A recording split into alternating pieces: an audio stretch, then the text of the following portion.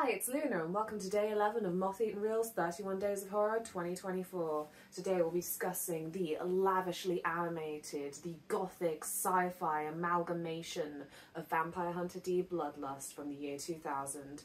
Let's talk about it.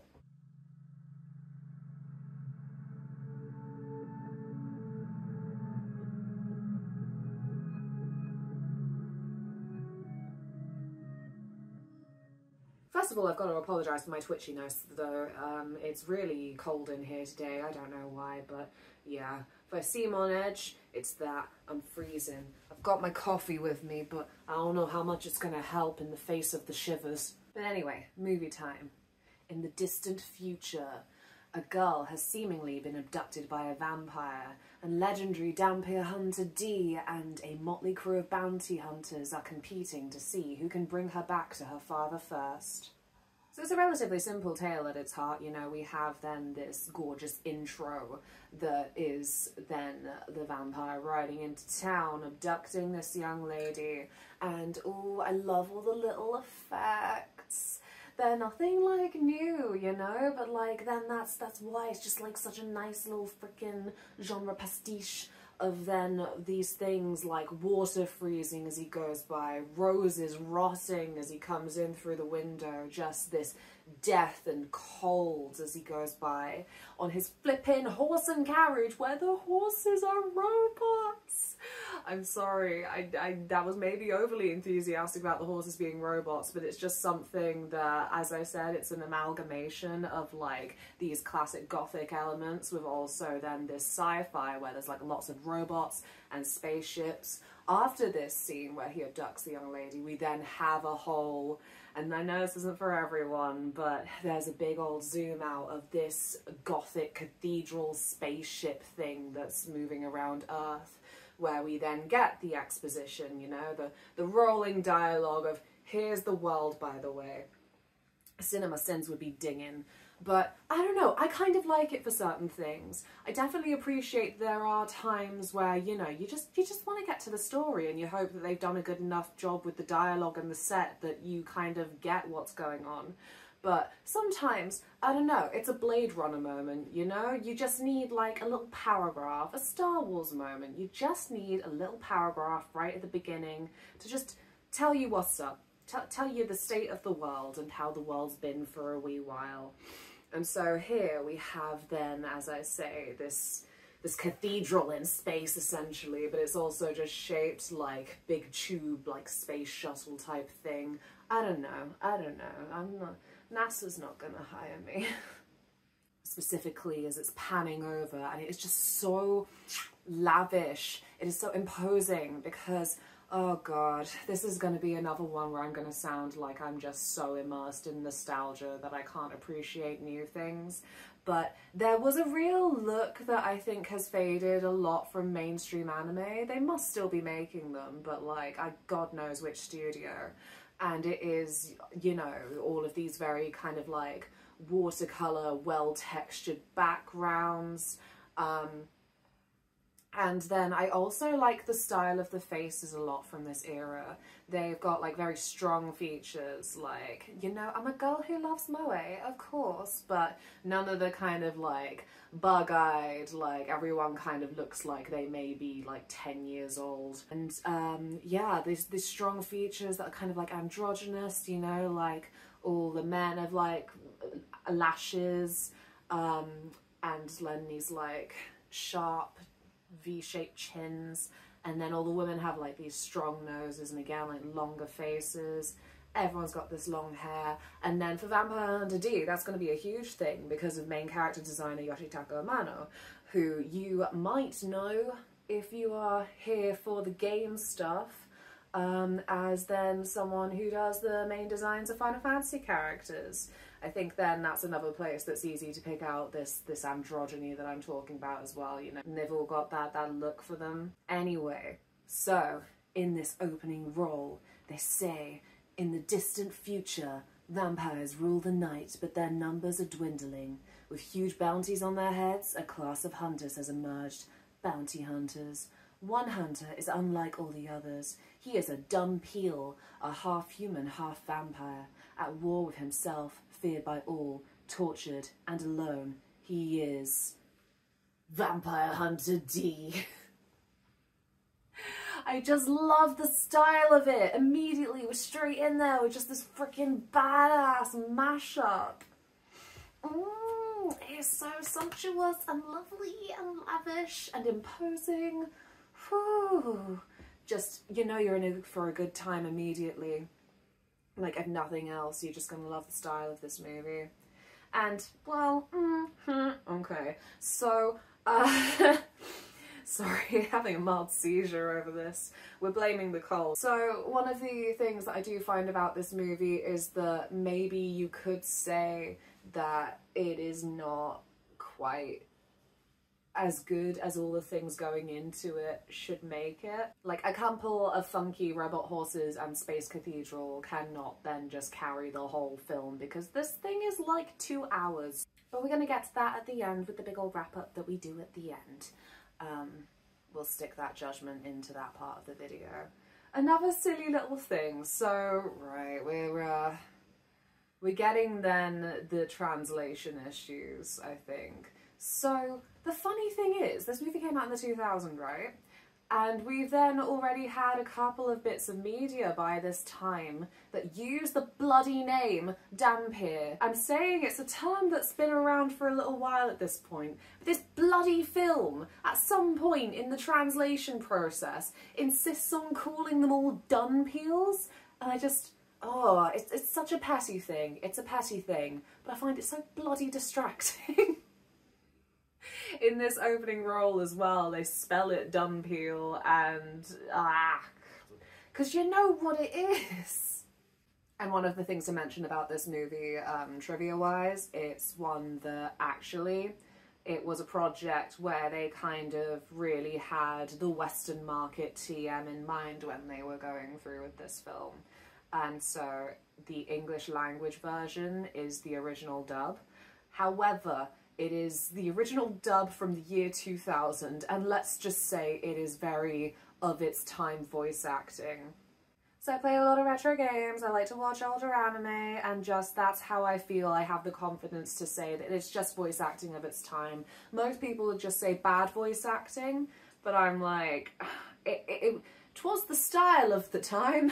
It's not something that I just want to call bad, because that's not what it is. But yeah, it means that in this very kind of gothic, mature action horror movie that's very like badass, moody, gloomy, there are moments where the voice acting kind of, it kind of, I don't want to say undermines it, but it definitely then does not entirely match the tone. You got some like Pokemon level voice acting for some things going on that just make it feel a little bit more cheesy. In that period, like, they got very incestuous in the sense of like, it was always the same people doing these things. I shit you not, John DiMaggio plays 4 different bloody roles in this movie just because, you know, that was the group of actors that you would pick from. And so that's them doing what they knew, what they were told to do for all of these projects of that time. But yeah, definitely there were a couple of moments where I wish that they had some kind of foresight to deliver things in a bit less of a that era way. I don't know. It's all well and good me saying that in the year 2024, I suppose, is one of the things. But when I said how simple the plot was as well, that there is a little twisty twist at the end, but like nothing that you could kind of like not figure out from that point.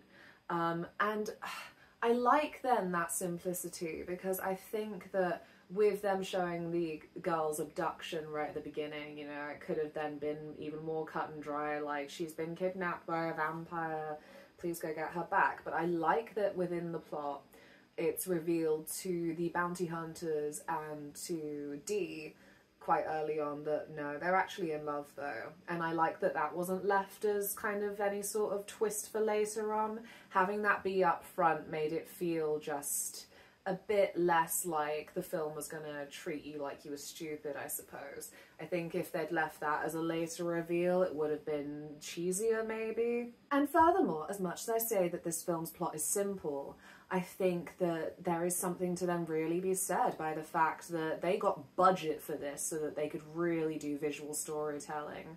There is not then much dialogue to complain about. Like, yeah, sure, as I say, from this side of 2024, there's a lot of criticism to have about the idea that it's bad voice acting, or even just that the campiness of the time then makes it campy now. But so much of this film is then actually just silent. It is just sound effects of robot horses' hooves clattering over ashes, and then just kind of like wind droning and some gothic choirs. Like, the music is also great. It's nothing kind of standout, but it just then really does bolster the setting in front of you, really support that tone. But I think part of that visual storytelling as well is that then it kind of really then forces you to just be immersed in what you are seeing in front of you and thinking about what you're seeing in front of you. The fact that they just let it out there early, that this human and this vampire are in love, and that D is a Dhampir. Sorry, Dunpeel. And this human and vampire in love, you can kind of get it early on, even though it is then eventually expressly stated. The idea that then something that has him quite obsessed with this case of, you know, returning the girl to her family is that actually he's got a little bit of a hang up because he doesn't like his condition in the world, and his little symbiote hand says to him outright, like, oh, I see, so you're worried that they're gonna make another Dunpeel like you. It's a sad, lonely existence, not really being part of one group or part of another group. As a bisexual, I can relate. But then that's another charm of the movie, is then with this kind of Beauty and the Beast thing that I would say maybe they're drawing off of with the vampire Maya Link and the human Charlotte. There's then this relationship between one of the bounty hunters, Layla, and Dee. And it's still antagonistic, but Layla is then kind of like the main character for the humans here, and she has lots of moments where then you can see that she almost doesn't like her position in the world either. We get then her backstory just said to us at one point after they've been having a badass fight with this tree lady. There are just so many badass fights. Again, like, if nothing else, it is then just a visual feast, and I think that you can just enjoy it in music video format if you're not vibing with anything else. But in the trees, she tells him as he has to then bury himself. And I like this little bit of vampire lore coming in there as well. I feel like a lot of vampires of the last 10 years, how many of them still have that thing where they've got to like return to the dirt? They need to be reburied. They need to have their grave time. But she says to him about the fact that it was a vampire that then killed her family, that it turned her mother, and she had to watch her mother be stoned to death. And so going off and bounty hunting felt like the only reasonable escape that she had from that situation and that traumatic past of hers. And then this is a beautiful scene, not just because of the animated visuals. There's just like some lovely, like nice rainfall. And he's buried. And you've just got these close-ups of her face. But she then also says something along the lines of like, oh, I would have hoped that maybe when I die, people will at least bring me flowers. I like flowers. Probably never happen though. And Dee says like, I will. Like, we get then, you know, because he's the pro-tag, that he's gonna be softer-hearted than his kind of reserved demeanour lets on. But this is the moment where he then has it. He says like, I will leave flowers at your grave if I don't die first, which I think I probably will. And so they make this promise to each other, which says, if you die first, I'll leave flowers at your grave. And if I die first, he'll leave flowers at her grave. And it's just cute because they're still antagonistic after this because they're competing bounty hunters. They want their millions and squillions of whatever currency they're using. I don't know, simoleons. But they also have this scene kind of collide with one where Maya Link comes out into the sunlight and burns so he can try and rescue Charlotte. So you know that their love is true. They have that purity. They really do love each other. There's no like manipulation there. There's no agenda. There's nothing going on. They love each other. Film doesn't say how or when it happens. I think that there could be a comedy there where you just assume that they fell in love from the one night that he kidnapped her to now. I don't know. Look, it worked for Bella and Edward pretty much. I'm not going to be tearing holes in their love. It is in this moment that Layla is also separated from the other bounty hunters that she travels with. Like I said, they're a motley crew, they're together. But clearly she is different, that she still has a heart and she is not as hardened as she wants everyone and herself to believe. Because when Maya Link comes out and starts burning in like the last dregs of sunlight, they do let Charlotte go to him. And then one of John DiMaggio's characters, one of the four of them, says something along the lines of like, oh no, yeah, let the girl burn. We don't have to deliver her alive.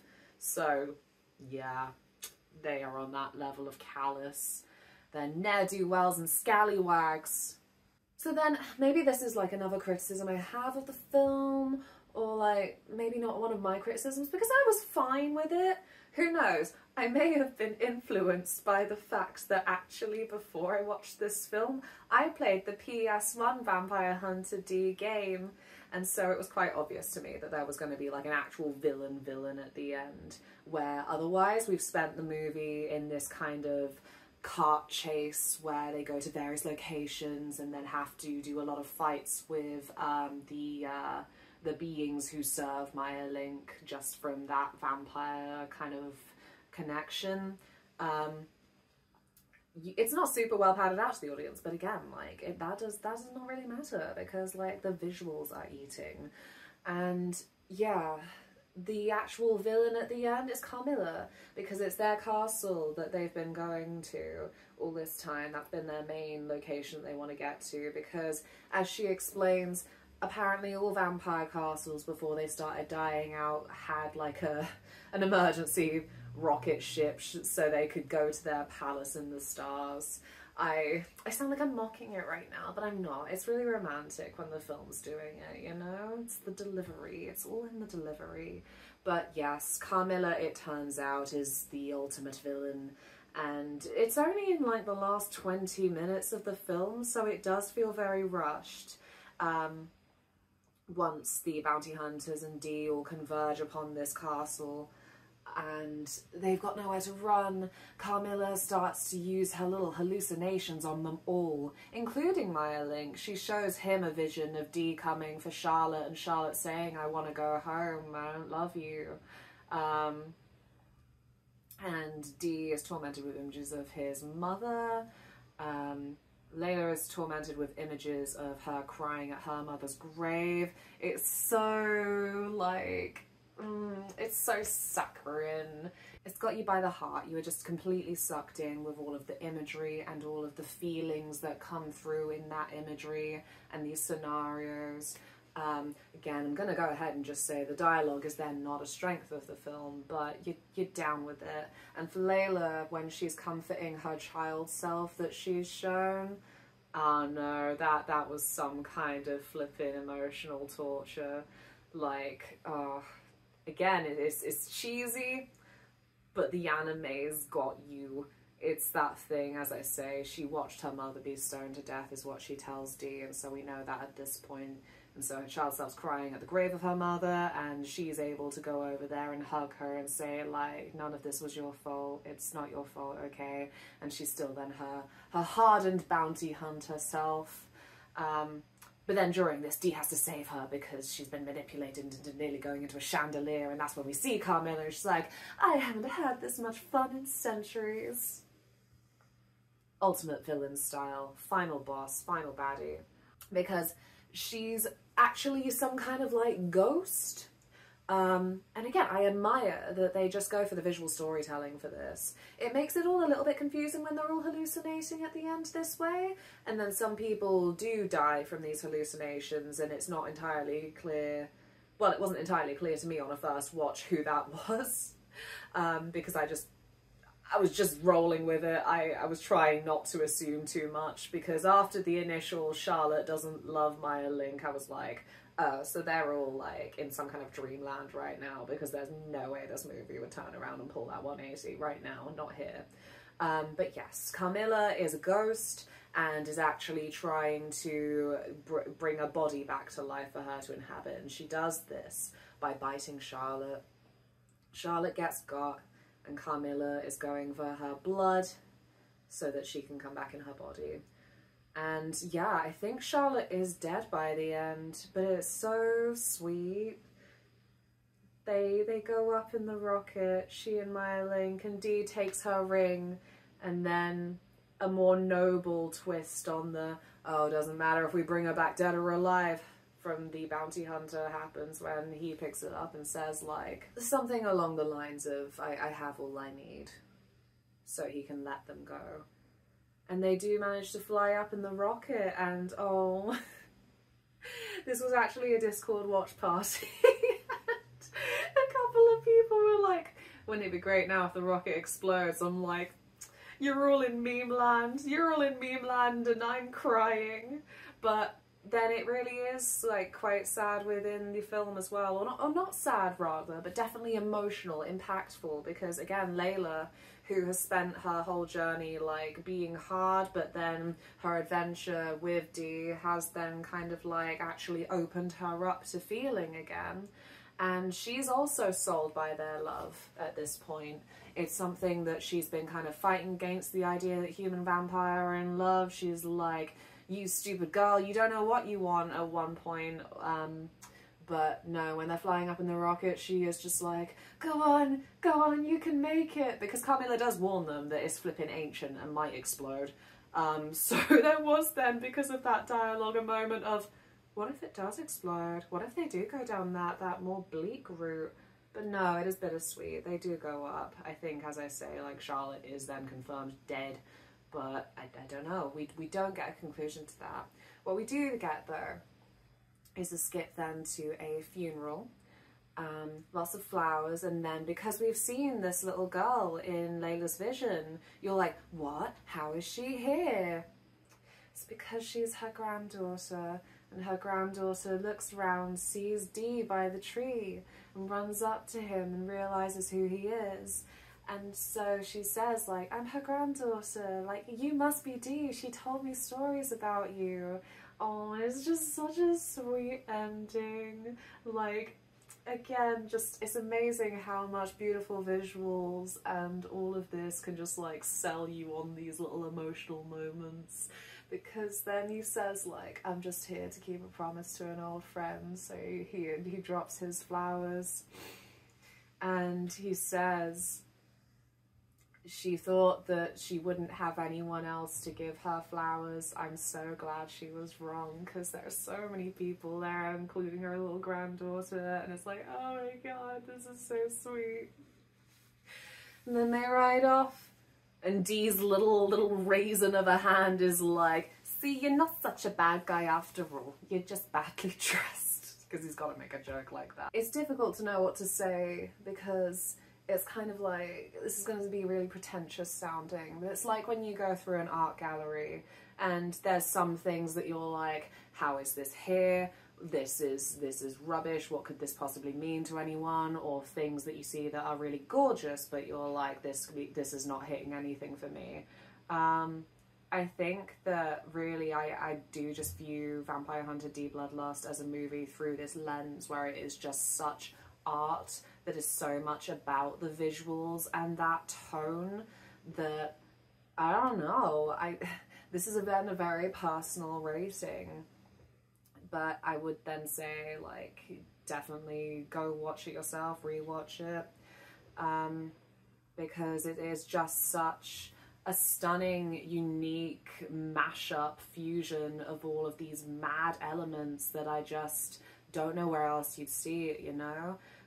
If you love Bloodborne, that kind of thing, Winona Earp, this is the demon vampires with the, like, what, spaghetti western, and the freaking sci-fi robot horses, and then the castle itself as well, and the rocket that is then just so gilded and intricate, and it's so lavish and imposing. I really felt like I was in just some kind of famous European cathedral or something.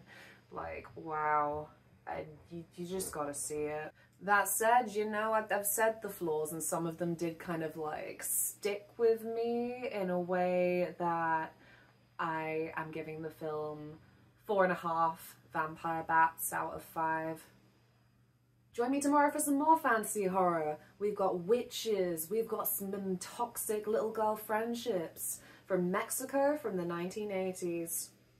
I'll see you then.